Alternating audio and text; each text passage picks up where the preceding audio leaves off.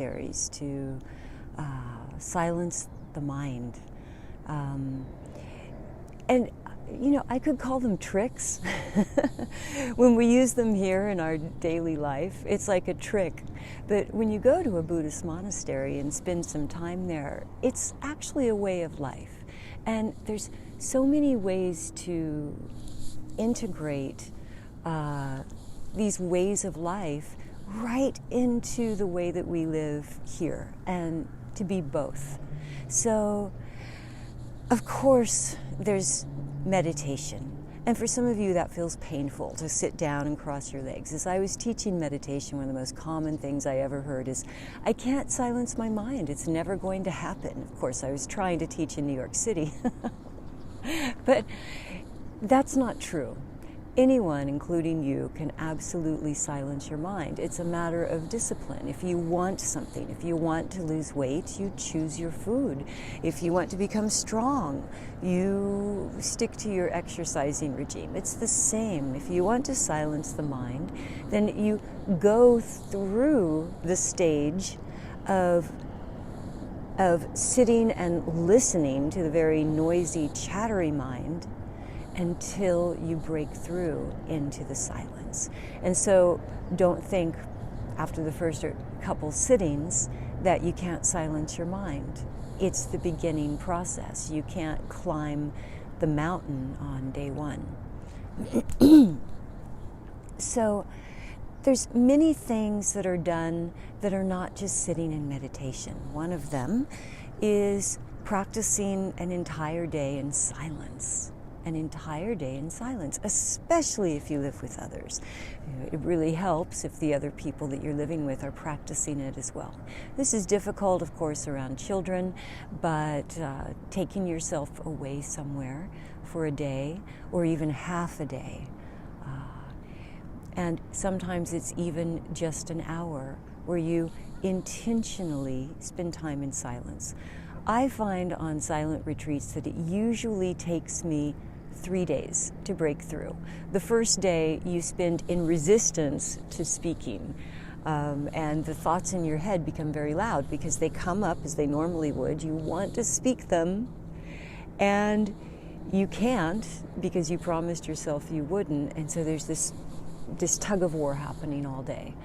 The second day can be very frustrating, kind of like a meltdown, and the third day is beautiful when you sink into the silence and you start to hear the rustling of the leaves on the trees, and you start to taste food like you've never tasted before. You start to really be aware when the sun is touching your skin.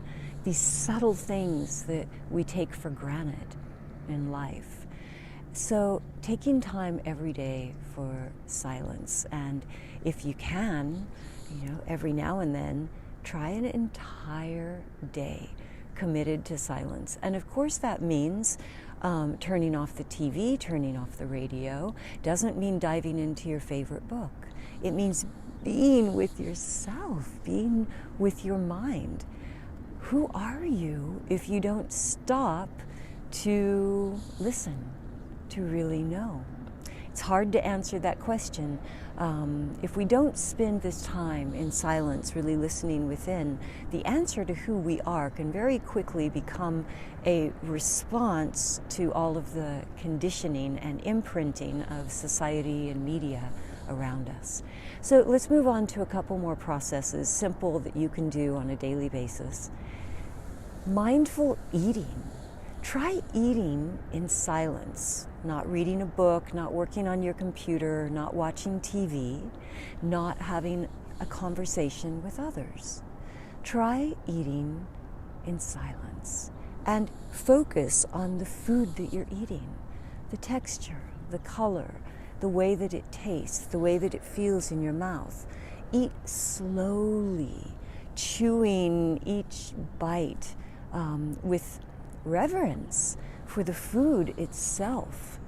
Reverence. Think about, as you chew the food, where it came from, how it was when it was just a seed, that it was a seed planted in the ground and then watered, and then it came up to meet the sun, and this whole process, and the people who cared and nurtured for this plant, and then brought it to you. It's a whole process. It's very miraculous.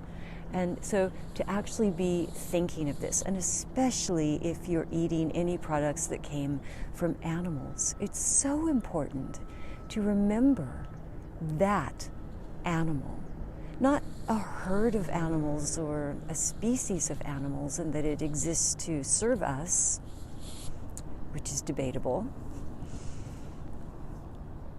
but the actual animal that you are partaking in that moment. Try to visualize its eyes, its heart, its soul. And in that moment, have a moment of true gratitude, true giving thanks. And a practice that I have always done when I'm eating food is I take a moment to thank the food, even if it's plant, for giving its life for my nourishment. And I make a commitment inside of myself that to the degree of the importance, the perfection of that life that I'm taking into myself, that I will give back to the world to that degree. So other things that you can do, walking mindfully. There's a wonderful practice, it's called Vipassana, walking in presence. And so when we walk, we slow down our pace and we feel the foot touching the earth. And in advanced Vipassana, I can remember walking 5 feet in an hour. That was after many days of 12 hours of meditation a day. But everything slows down and you begin to really feel the foot, every single little centimeter of the foot. You become very aware of your skin, of your breathing. And it's amazing what happens when you slow down this much in life. You begin to feel the turning of the earth. You begin to feel the electromagnetic vibrations of the earth. You begin to feel the pressure of the air, the subtleness of being alive on this planet. The many things that when we truly connect, this is when we ascend to the next level and get out of many of these entanglements, we'll call them, that we're in right now. So these are just some simple practices that you can do. If they sound extreme, then do them to a light degree and allow yourself to build up. You know, your Vipassana can be as easy as a silent walk in which you focus on nothing other than your foot on the earth. Take those socks off. Feels good. Thank you so much, everyone, for being with me. Breathe, be present.